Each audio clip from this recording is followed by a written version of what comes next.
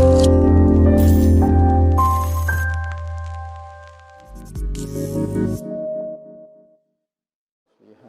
Wahhabu ya Ghani.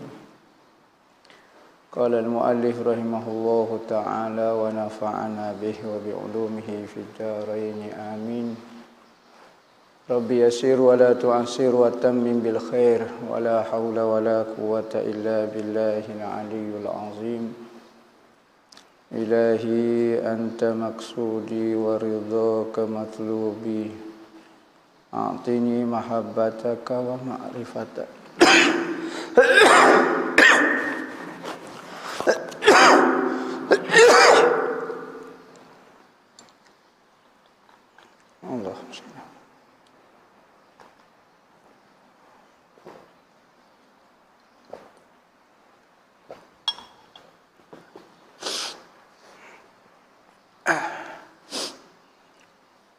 Assalamualaikum warahmatullahi wabarakatuh. Berkata Syekh Abdul Somad Al-Falimbani dalam kitab dia Hidayatus Salikin fi suluki maslakil muttaqin, sehinggalah perkataan dia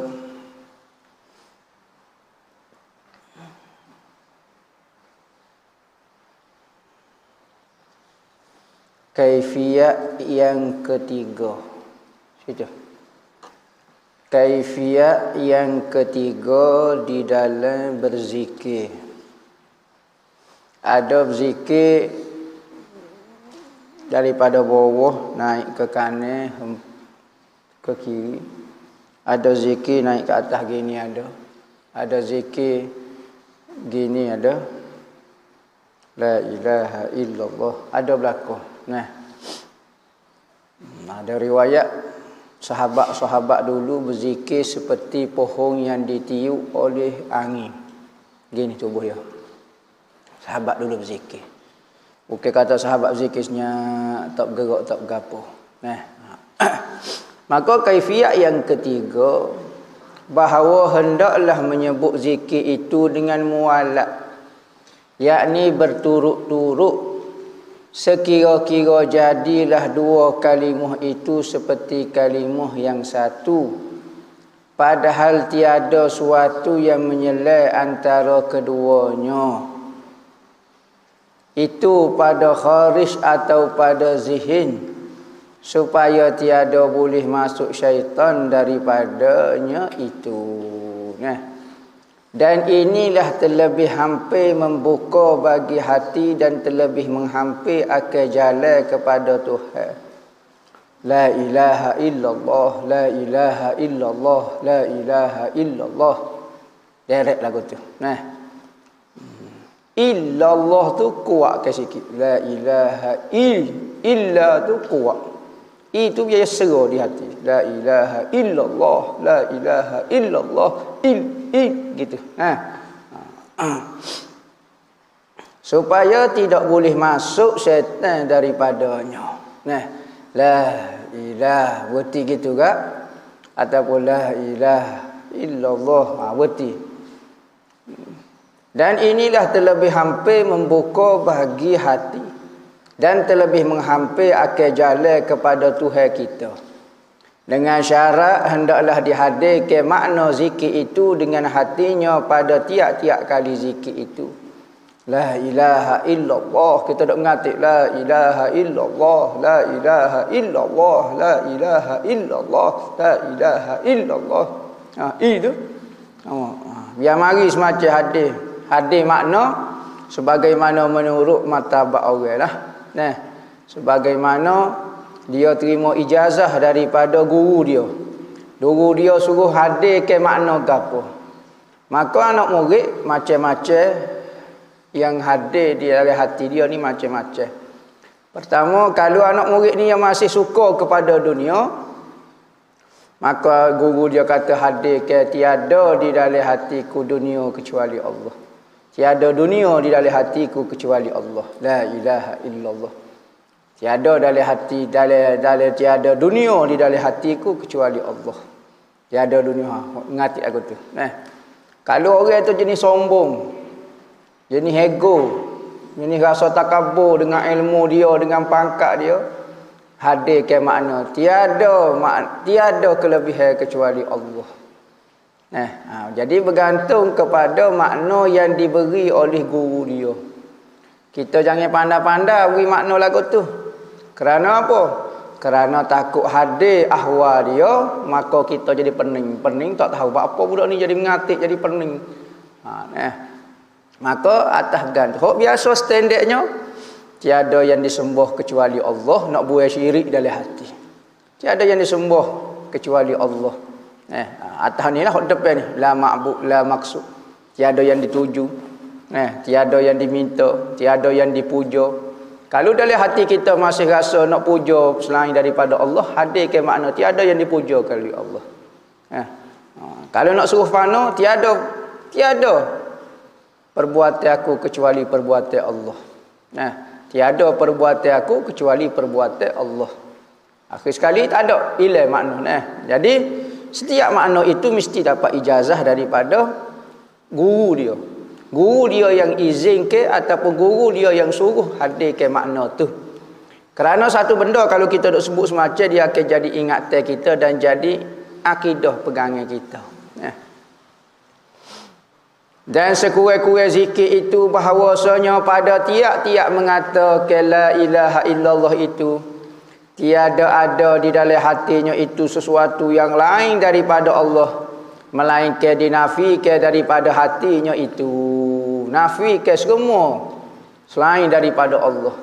Syurga, neraka, gapo dia ko, bidadari ko, keseronokan dalam syurga, semua kita nafi. Matlamat kita hanyalah Allah Ta'ala. Dan semata-mata mensabitkan akan Allah Ta'ala dalam hatinya. Wabillahi taufiq wal i'anah. Asbabus sabi' bab yang ketujuh fi adabis suhbah wal muasyarah ma'al khaliq subhanahu wa ta'ala wa ma'a khalqi. Lepas pada rajin berzikir, lepas pada pandai dah berzikir, lepas dah kata koya dah berzikir, koya berzikir ada juga ni. Koya ahli tariqah, koya ahli sufi. Apabila kita rasa bersih dah hati kita, kita rasalah. Maka kita kena uji. Tak pasal duduk cerah tias sore. Maka kita nak uji lagu mana perangai kita. Ada berubah kodok dengan zikir ni. Kita duk rasa kita sabar dah. Ambo jalan slow lah ni. Jadi dulu kecek manyuk lah ni jadi kecek slow lepas pada berzikir ni. Tak kecek manyuk. Oh jadi sabar ambo. Maka kena uji zikir. Ni. Bab yang ketujuh pada menyatakan adab bersahabat. Sudah. Kena saing orang yang lepas pada tu. Tak payah saing anjing, saing dengan orang. Baru tahu zikir kita masuk betul dalam hati kita ataupun tidak, maka kena bersaing dengan orang. Duduk sore tak tahu kita ni penyabar. Kita ni jenis penting diri ko, selfish ko, apa dia ko. Jenis takabur ko, jenis tak boleh dengar kata orang ko. Pada masa tu kita tak tahu muka duduk sore duduk berzikir. Kita ingat zikir tu dah masuk meresap dah dalam hati kita. Okey, sayang orang. Dan muasyarah yakni berkasih-kasih serta Allah Khaliq yakni Allah dan serta makhluk. Adab bersuhbah, adab kita muamalah dengan Allah dan dengan makhluk. Ni matlamat dia ni. Demo dok kata demo berzikir mari tiada yang wujud kecuali Allah. Lagu mana perangai demo dengan makhluk? Lagu mana hubungnya demo dengan Tuhan? Baru tahu setara ni. Ni. Hak ni perlu zikir, tak perlu zikir. Tujuan zikir nak hadir ke perangai ni. Nabi tengok perangai dia lagu mana. Zikir dia lagu mana. Nabi berzikir fi kulli ahyanin, setiap masa. Lagu mana zikir? Maka ulama-ulama ahli sufi, ahli-ahli zikir mengkaji lagu mana zikir Nabi pada setiap masa. Riwayat-riwayat tak ada sebut kata Nabi berzikir lagu mana pada setiap masa. Maka ulama-ulama ahli sufi mengkaji lagu mana. Ada kata zikir Nabi itu zikir nafah. Ada kata Nabi zikir gini. Macam-macam. Sebagaimana ulama-ulama dalam bidang lain juga mengkaji daripada Nabi. Ada ambil sumber hukum, ada ambil sumber tauhid, ada ambil goni, ada ambil gapo. Maka ahli zikir pun ada perannya dia mengkaji mengenai Nabi kata amal zikir fi kulli ahyani. Nabi kata tidak akan hancur dunia ini selagi mana ada orang yang menyebut Allahu Allah, Allahu Allah. Ulama bahas pula zikir Allahu Allah, Allahu Allah. Maka ahli dalam ilmu itu ada ahli dia. Setiap bidang ilmu itu ada ahli dia. Maka kita kena rujuk kepada ahli dia. Sebagaimana kaedah-kaedah di dalam fiqh, kaedah-kaedah dalam tauhid juga tidak ada zaman Nabi, kaedah-kaedah tu.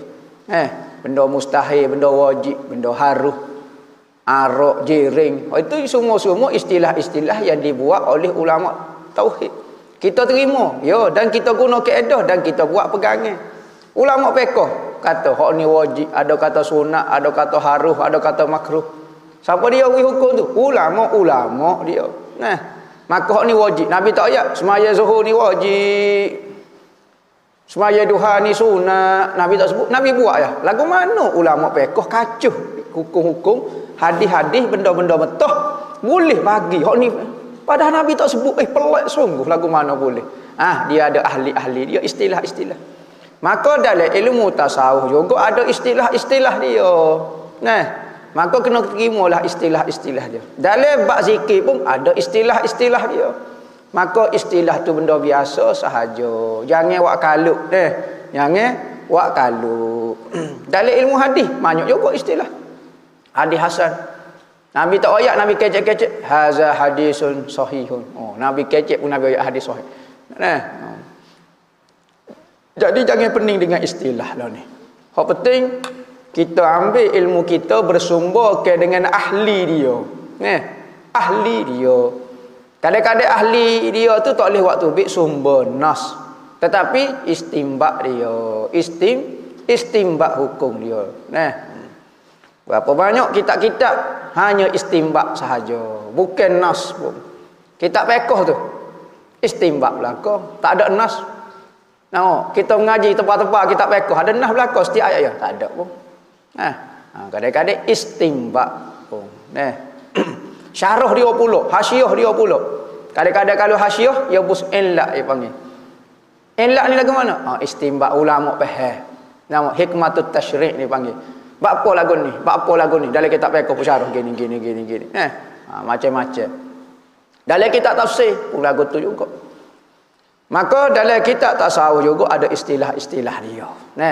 Maka selepas daripada kita berzikir, kita rasa hati kita bersih dah, keluar daripada suluk seminggu ke, zikir tak kecek dengan orang, makan sekut tawa saja ke, makan bertih saja ke, orang dulu nak bersih ke hati.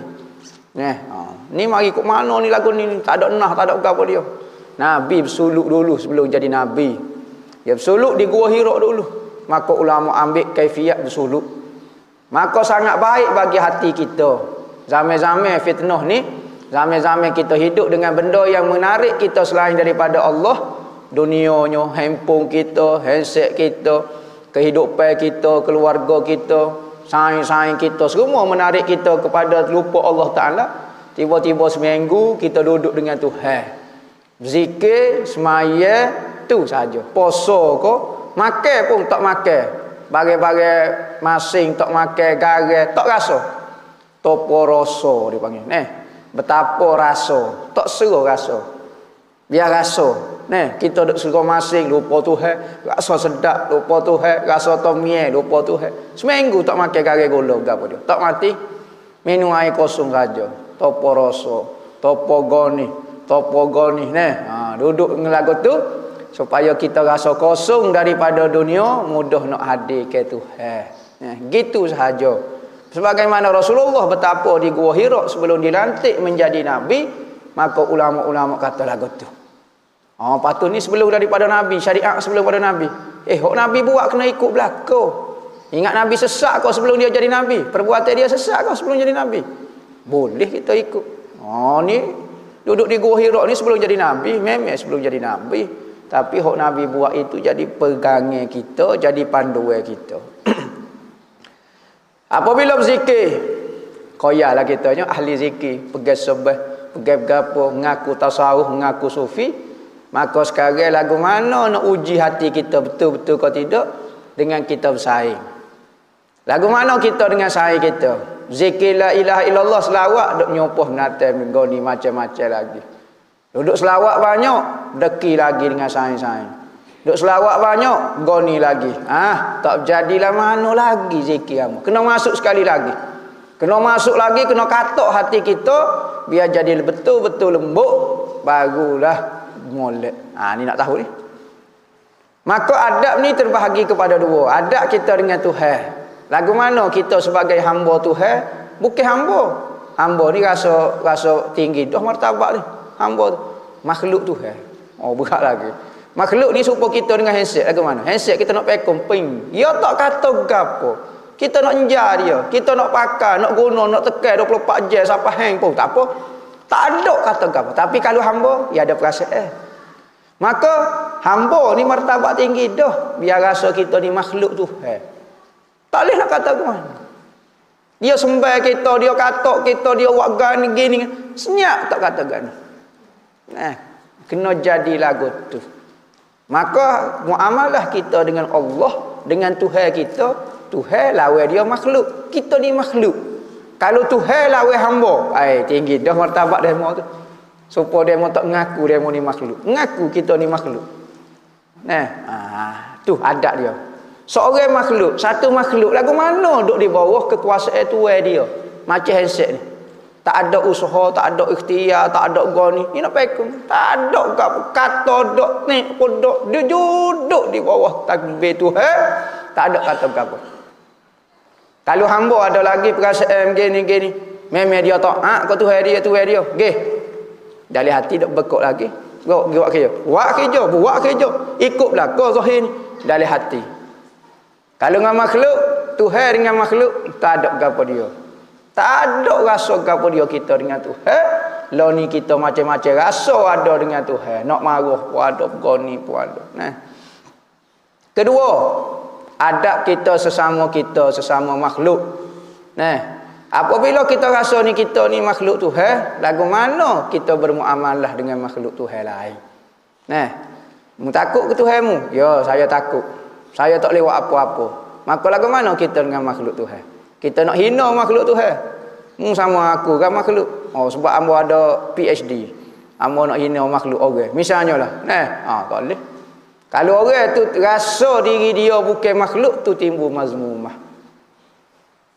Kata Imam Al-Ghazali rahimahullahu ta'ala, "I'lam anna sahibaka allazi la yufarikuka fi hadratika wa safarika wa naumika wa yaqazatika bal fi hayatika wa mautika huwa rabbuka wa sayyiduka wa maulaka wa khalikuka wa mahma zakartahu fahuwa jalisuka iz qala Allah ta'ala ana jalisu man zakaroni." Hak ni orang ahli zikir sedap rasa. Hadis ni cukup dah kita rasa sedap duduk dengan Tuhan. Gapo dia katanya Imam Ghazali? Ketahui olehmu bahawasanya taulamu, rakanmu, saingmu. Sebab kecek bak saing kita guna istilah saing. Sahabatmu dan sahabatmu yang tidak pernah bercerai akan dikau, tak pernah berpisah dengan kita. Tak ada. Suatu hak kita saing, kita tidak pernah berpisah. Di dalam hadirmu ketika kamu hadir, dalam negerimu ketika musafir, dalam safarmu, yakni dalam pelayaranmu, dalam tidurmu, tak aja pisah dengan saing ni. Lagu mana tak tahu. Dalam jagamu, bahkan di dalam hidupmu dan matimu itu, siapa dia kau saing hak tak boleh pernah berpisah walau satu detik. Duduk semacam iaitu Tuhanmu. Hak ni tak boleh pisah. Sekalipun kita melupai dia dalam banyak waktu-waktu yang Allah Ta'ala beri pada kita, 24 jam, banyak mana kita rasa kita duduk dengan Tuhan. Tetapi hakikatnya lagu tu lah sebenarnya. Tuhanmu tu, masa mu tidur, masa mu bangun, mu tidur selok, kekek tidur. Tuhanmu, sayangmu, kok tu duk jagamu. Kalau ia tak jagamu, enggak lepah masuk, bewok masuk dalam mulut. Apa masuk kita tidur sumuk tak masuk? Tuhan perintah ke malaikat jaga tubuh manusia ni. Kalau dia tidur sumuk tak masuk, goni tak masuk. Tapi apabila dia mati, duk sebentar, tak percaya teratak mayat.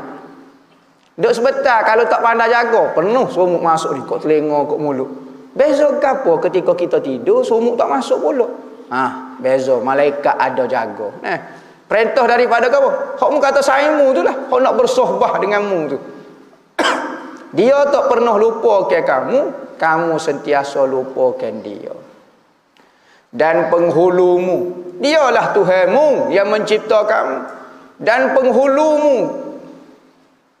ketuamu dan maulamu, dan menjadikan kamu, dia yang menjadikan kamu. Dan manakala engkau sebut akan dia, kita pun sebut nama dia. Siapa dia Tuhan kita? Allah. Kita pun sebut Allah, Allah. Allahu Allah, Allahu Allah. Hu tu hidup tengok, mati belakang. Allahu Allah, Allahu Allah, gitu. Dari hadis sebut Allahu Allah. Dari hadis riwayat Imam Muslim tak silap.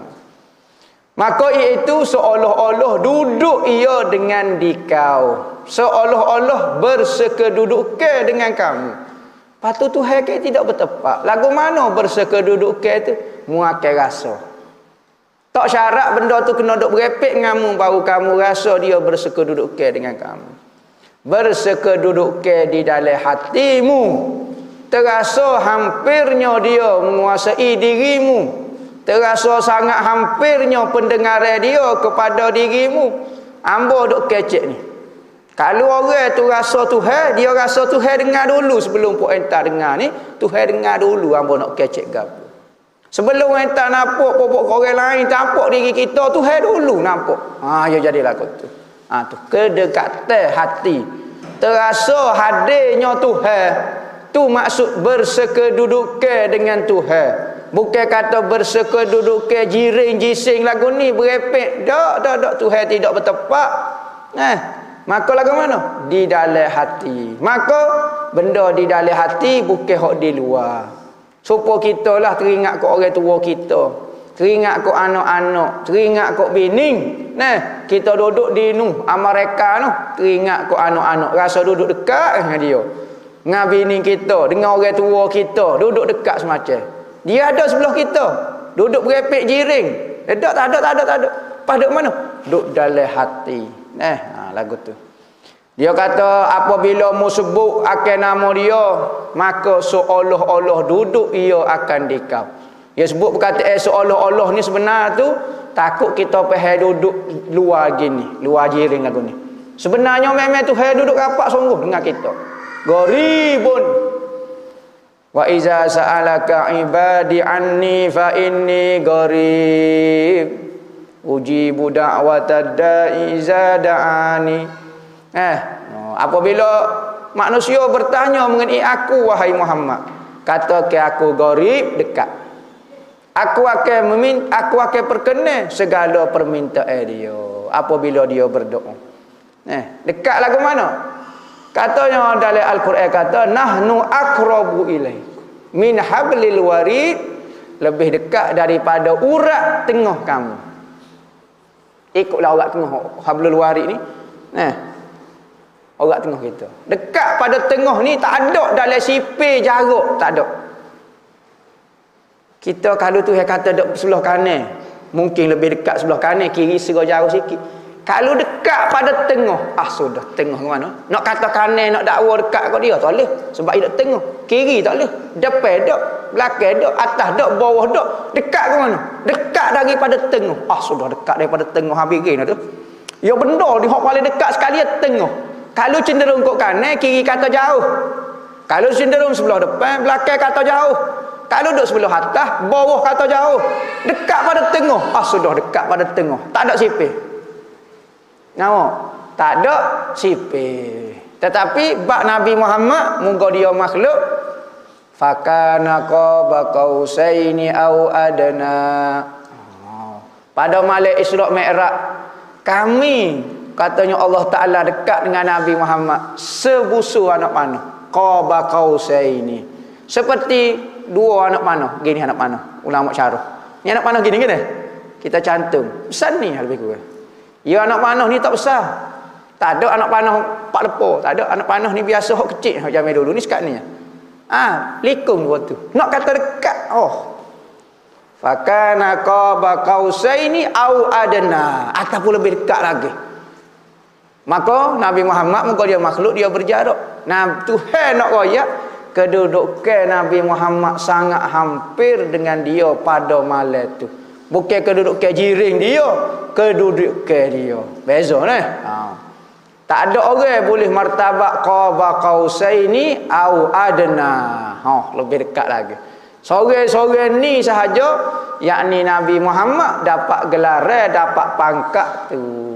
Nah, ada ulama kata hak ni hak zahir, hak batin tak sedok kecil dah. Hak zahir pun akrab au adna lagi. Kerana apa? Kerana firman Allah Ta'ala di dalam hadisul qudusi. Ni istilah ulama hadis berlaku. Nah, hadisul qudusi yakni hadis lafaz dia daripada Nabi tetapi makna dia daripada Allah. Kalau hadis nabawi, makna dan lafaz daripada Nabi. Kalau ayat Quran, makna dan lafaz daripada Allah. Hadis kursi ya gabung. Lafaz tu daripada Nabi, tetapi makna dia tu nisbah kepada Allah. Gapo dia Tuhan kata? Tuhan kata. Cak ni kata hadis, pas Tuhan kata. Tuhan kata akulah seolah-olah duduk dengan orang yang menyebut akan daku. Ana jalisu man zakaroni, aku bersekedudukan. Jalis maknanya gini, kita lepok petang-petang ajak saing kita buat kedai kopi. Nah, kita pun duduk di kursi panjang, dia duduk sebelah kita. Tu dia panggil jalis. Duduk sekali. Kalau duduk depan tak panggil jalis lagi. Duduk sebelah, duduk lagu ni. Rapat benar dia mau boleh minum air kopi. Duduk sebelah kita. Maka katanya Tuhan, siapa dia sebut nama aku, gitulah aku dengan dia. Maka orang-orang sufi rasa sedap duduk dengan Tuhan dengan dia sebut. Kerana dia yakin Nabi Muhammad kata, siapa dia sebut nama Tuhan, Tuhan akan duduk dengan dia. Duduk bukan makna jiring lah. Itu maknanya.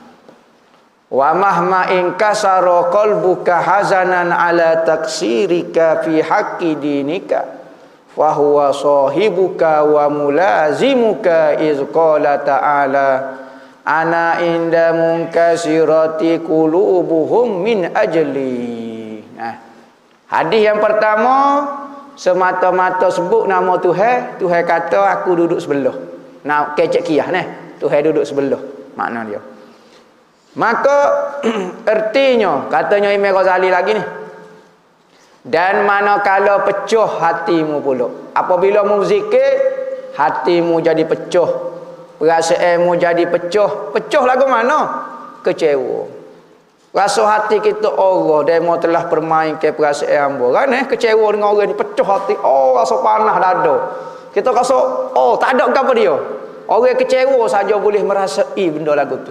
Sebab tu kalau orang tak pernah gawe, tak boleh kecek bab cinta, dia tak reti. Orang tak pernah rasai ke orang, keceklah, builah tak arif gapo dia ke, buinah gapo dia tidak akan timbul perasaan itu. Tapi kalau orang pernah menyayangi orang, kita kecek bab saya, ya. Itu kamu pernah rasa. Janganlah. Orang pernah dikecewa ke orang, kalau kita kecek bab dia pernah kecewa, tak kecek. Allah. Tak tahu nak royak kat orang. Maka begitu jugalah kadang-kadang ada golongan manusia kecek bab cinta, kecek bab saya, tak boleh terima. Ambo nak pakai nas, nak pakai Quran, nak pakai hadis, cinta-cinta ni tak pakai. Tu antara titik perselisihan di antara orang-orang sufi. Orang-orang yang mendalami perasaan ini berbanding dengan orang zahiri. Orang yang pegang Quran hadis saja. Bukan kata salah pegang Quran dan hadis, baguslah kita pun pegang Quran hadis juga. Tetapi terlalu menafikan benda yang tidak ada dalam itu. Kadang-kadang hak benda yang dia tidak alami dia nafi juga, pelik juga. Saya tak ada perasaan. Saya tak nampak lagu tu. Saya. Akhirnya tak ada terima pendapat orang. Nah. Peringkat kedua, apabila menyebut hati, menyebut zikir, pecah hatimu. Apa kita pecah hati? Kerana duka cita atas taksirmu, kecewa dengan cuainya kita dengan Tuhan. Nah, kita kata duk sebut nama Tuhan, kita semaya pun tak khusyuk, zikir pun kurang, perangai pun jahat kita dengan Tuhan. Kita duk teringat kata Tuhan ni buat baik kita. Allah tak pakai langsung hamba ni. Apabila duk sebut lagu tu, mari perasaan. Saat ni zikir. Kelebihan dia, Tuhan kata aku duduk sekali dengan orang berzikir. Hak ni orang yang pecah hati dia. Ni peringkat tinggi dah zikir. Hati dia rasa dah, mari dah perasaan. Saat ni semata-mata sebut saja. Sebut pun Tuhan kata aku duduk dah. Dia kata taksirmu pada hak agamamu, maka ia adalah taulamu. Maka pada masa tu Tuhan menjadi kawan kita dah. Dan melazim ke ia akan dikau, kerana firman Allah Ta'ala di dalam hadisul Qudusi kata, akulah pada orang yang pecah hati mereka itu dari kerana aku. Ana inda munkasirati qulubuhum min ajli. Aku akan berada di sisi orang yang pecah hatinya kerana aku. Kalau bak kecewa, bak gewe, bak kecewa lain Tuhan tak ada masa-masa tu. Tapi Tuhan kata kalau mu rasa mu kecewa kerana aku, kerana mu rasa kurang dalam ibadat kamu, rasa tak layak dengan kita, dengan Tuhan, ikutlah. Hak penting benda-benda yang menunjukkan kepada Tuhan, maka aku akan duduk denganmu. Yakni kerana duka cita atas taksirnya pada hak agamanya, yakni pada kurang berbuat ibadat dan taat kepada Tuhan, atau duka cita ia sebab dapat celaka daripada berbuat maksiat akan Allah Ta'ala. Mari belakalah. Maka jikalau engkau ketahui akan Allah Ta'ala itu dengan sebenar-benar makrifat. Makrifat ni apa? Makrifat ni hati mengenal Tuhan. Bukan makrifat menurut ilmu usuluddin, akal mengenal Tuhan. Apabila akal tu kita buat mari dalil dengan hujah, maka tu panggil kena melalui burhan, kena melalui dalil.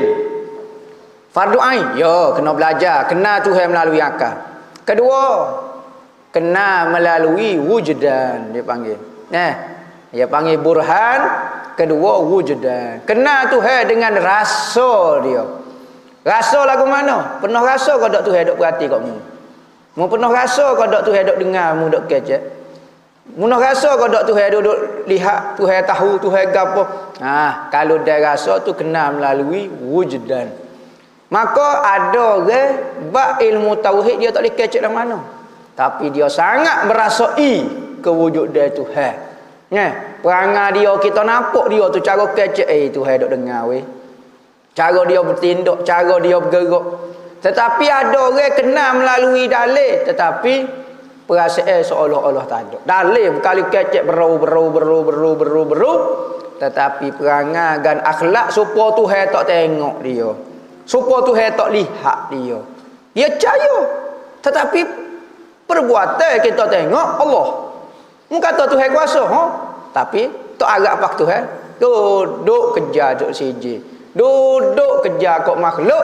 Kata makhluk lebih hebat daripada Tuhan nak jaga diri hamba tu, makhluk hamba lebih percaya daripada mu Tuhan. Mu kata Tuhan kuasa.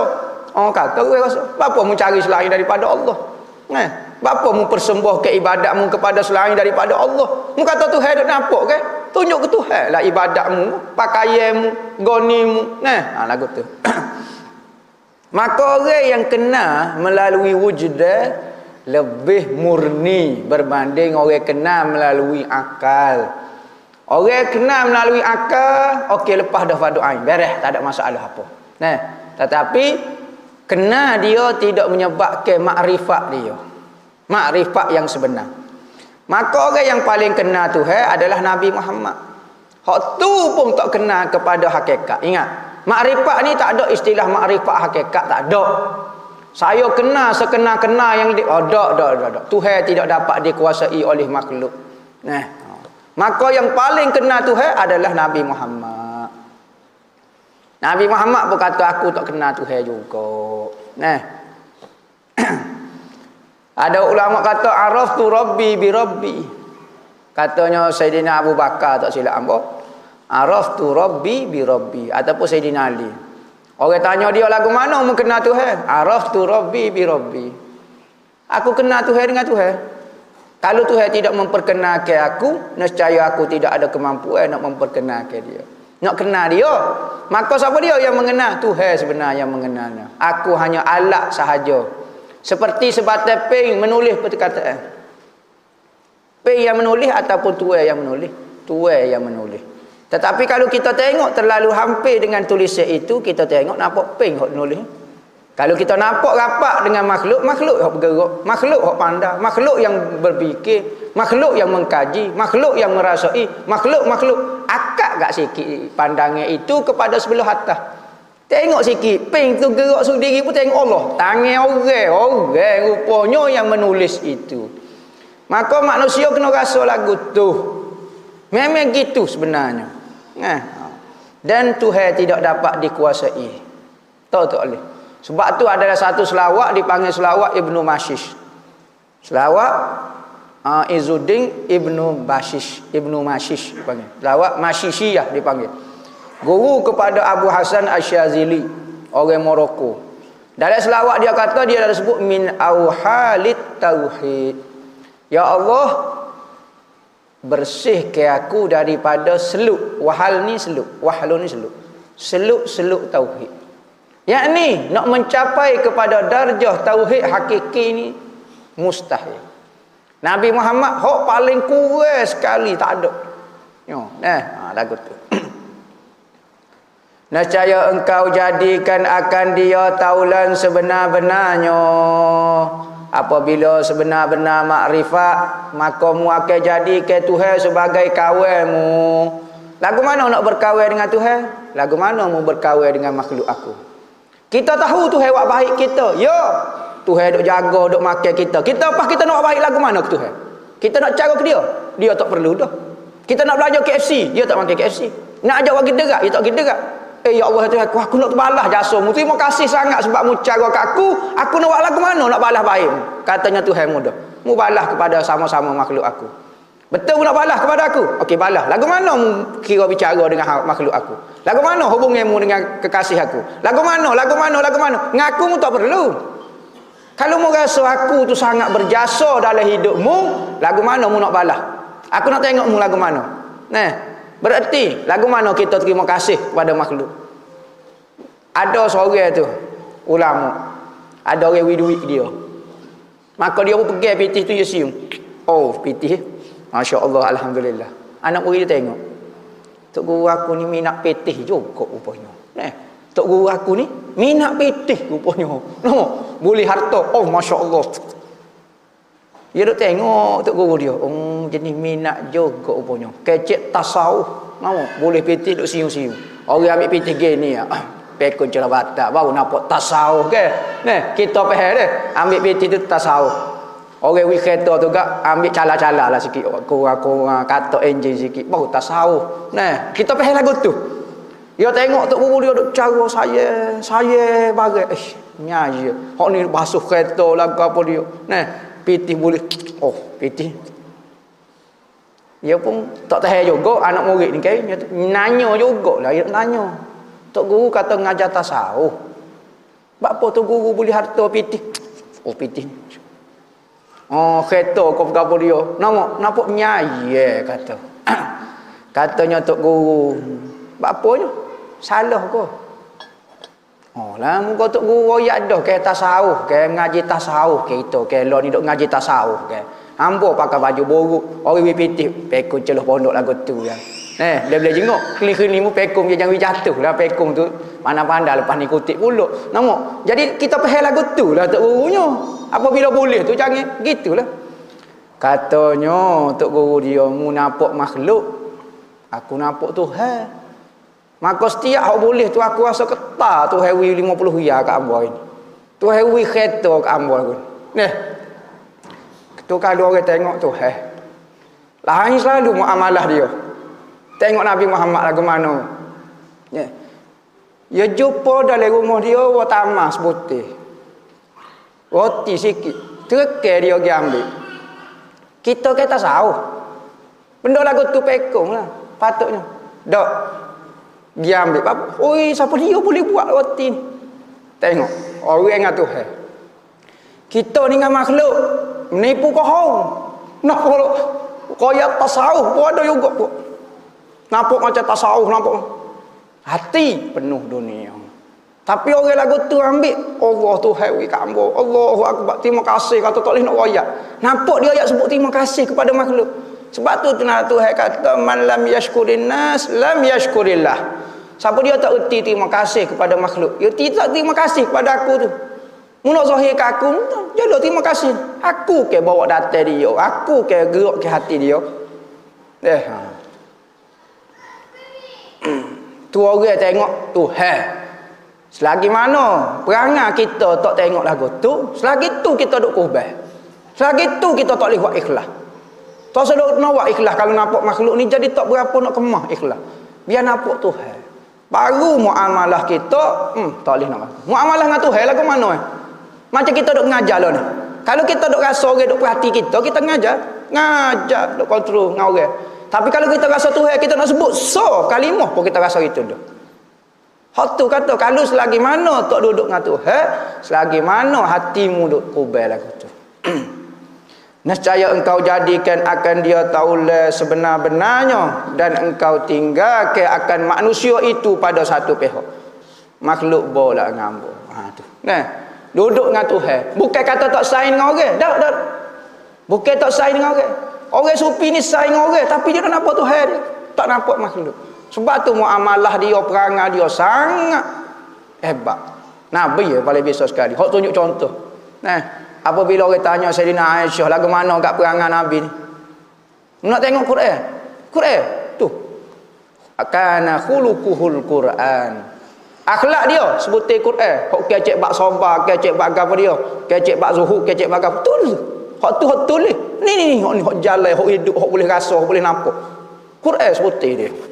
Nah, kita ada dalam satu martabak di dalam ilmu martabak 7 dipanggil hurufun aliyatun. Martabak huruf-huruf baru.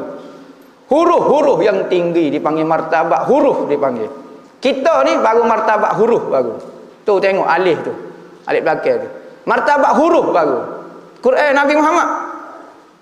Quran sebutin. Bukan kata huruf. Quran sebutin.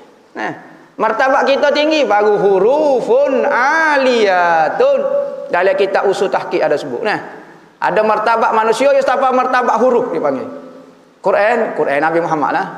Baru huruf-huruf baru kita. Nah, kesempurnaan huruf dipanggil. Halih duduk caca, tak pernah bekok. Luruh betul sungguh dia. Katanya Pak Sumit Bukit Temangga kata biar jadi huruf alih kat kita. Cu tengok, huruf lain belaka belako. Ada titik ni caca. Tak perlu kepada orang. Duduk caca dia. Nah, kesempurnaan. Maka jikalau tiada kuasa engkau atas demikian itu pada sekalian waktumu, maka lazimkan olehmu bahawa engkau jadikan pada malammu dan siangmu daripada waktu yang engkau jadikan di dalam munajat dengan Tuhanmu dan Sayyidmu, yakni engkau ingat akan Allah Ta'ala itu Tuhanmu. Dan engkau fikir ke dalam hatimu, fikir dengan hati. Apa tak fikir dengan akal? Fikir dengan akal jadi ilmu falsafah. Fikir dengan hati dia akan jadi tasawuf. Siapa dia yang memikirkan akal ataupun hati? Kita sebenarnya. Apabila kita berfikir dipanggil akal, apabila kita merasai dipanggil hati, apabila kita ikut jahat jadi nafsu, kita belakangnya bukan orang lain pun. Maka fikir dengan hati maknanya rasai dengan hati. Sebab kalau berfikir pakai akal. Pada tiap-tiap waktu siang dan malam seolah-olah ia hadir padamu. Ada semacam. Kita kelik rumah Tuhan duk mana. Kadang-kadang kita duduk dengan saing-saing kecek lemah lembut. Dah kita rasa jaga tasawuf kita. Kelik rumah tak ada tasawuf dah dengan anak kita, dengan bini kita. Tapi kalau sentiasa Tuhan ada, kita kecek supo dalam rumah, luar rumah, dengan siapa-siapa dia pun sama sahaja. Dan seolah-olah ia tahu lemu dan memeliharakan akan dikau pada segala kelakuanmu dan segala perbuatanmu. Padahal ia melihat akan segala perbuatanmu. Tuhan tengok dengan jelas. Pada tiap-tiap waktu, pada siang dan malam. Dan engkau fikirkan di dalam hatimu itu. Dan sunyikan akan hatimu daripada ingat kepada yang lain daripada Allah Ta'ala. Dan daripada memikirkan akan yang lain daripadanya. Dia kata patutlah ke mana jadi dia ambo. Jadi senyap ambo. Jadi tak kecek dah mana. Kecek jalan pun slow sebab Tuhan duk perhati dak. Jalan lorak pun tak syarat kena jalan slow. Jalan lorak Tuhan tak perhati kau ke mana. Jadi tak syarat kita tengok orang arif billah ni, orang hok kenal Tuhan ni duduk dengan Tuhan. Kadang-kadang dia nampak biasa ya dia kecek duk buah. Ya tak ya dalam hati dia kan boleh duk buah biasa. Bukan kata apabila rasa Tuhan diperhati. Sudah. Mana? Okay. Duk main kerah lagu tu. Seminggu orang tanya nak minum air teh obeng kau be. Duk senyap duk mikir ke mana nak air teh obeng ke Tuhan marah kau apa dia. Bukan lagu tu. Kita kenapa duduk dengan Tuhan. Sebut teh obeng pun Tuhan juga. Ni kedah jadi dia lambo. Jadi senyap mula nak tasawuf celah dinding. Tu bukan tu. Tu zahir lagi hati kita duduk dengan Tuhan. Dia kita hati duduk dengan Tuhan kita nak lepas lagu mana. Kita gerak kita suka pun dia berlaku. Pas cakap. Tuhan tengok hak suka Tuhan tak tengok. Maka apabila kita suka Tuhan tengok, kita suka khabarlah sikitnya. Lagu tu. Bukan kata suruh jadi dia, senyap, tawak kerja. Sekat ngaji tasawuf ni jadi malah kerja. Orang suruh nukil-nukil pun paku. Tuhan tengok, Allah. Tak siap 14 tahun rumah orang buat kerja. Apa dia lagu tu? Buat kerja sungguh lah. Kalau tahu Tuhan tengok kan. Tahu Tuhan perhati. Buat kerja biar orang perhati dengan kita. Gaji, comel, amanah, molek. Jaduh. Apa jadi slow lagu tu? Tu malah kohong. Bukan mari ahwal molek tu mari ahwal malah dia panggil. Lagu tu. Maka hendaklah engkau jadikan Allah Ta'ala seolah-olah melihat akan dikau. Bukan seolah-olah lah tu. Kau seolah-olah lagi Tuhan melihat kita. Seolah-olah kau betul. Kau sengoti. Sengoti lah. Apa dia kata seolah-olah? Takut kita faham tengok dengan buti mata. Maka ulama-ulama lapik sikit perkataan seolah-olah. Sebenarnya hakikat memang Tuhan tengok. Tapi kalau kita sebut Tuhan melihat, bakal takut jadi telitah dia kita orang awam ni. Takut telitah apabila melihat tu pakai mata selalu. Maka dia pun lapik dengan seolah-olah nak kecek bak tauhid sikit tu saja. Supaya engkau jadi takut akan dia dan takzim akan dia. Buat kerja dalam keadaan takut dan buat dalam keadaan memuliakan dia. Inilah dinamakan martabat ihsan. Barulah kecek bab ihsan. Martabat tauhid lepas dah, martabat fiqh lepas dah, ihsan pula.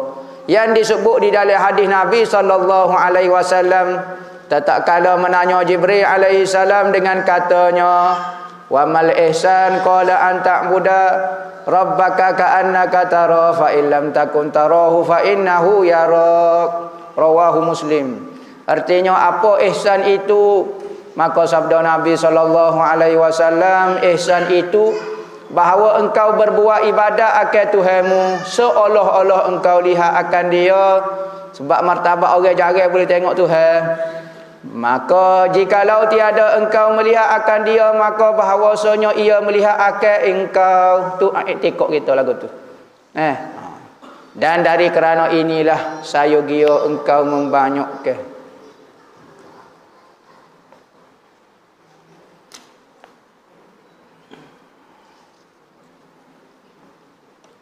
nak amal kita ni sebutir pun payah.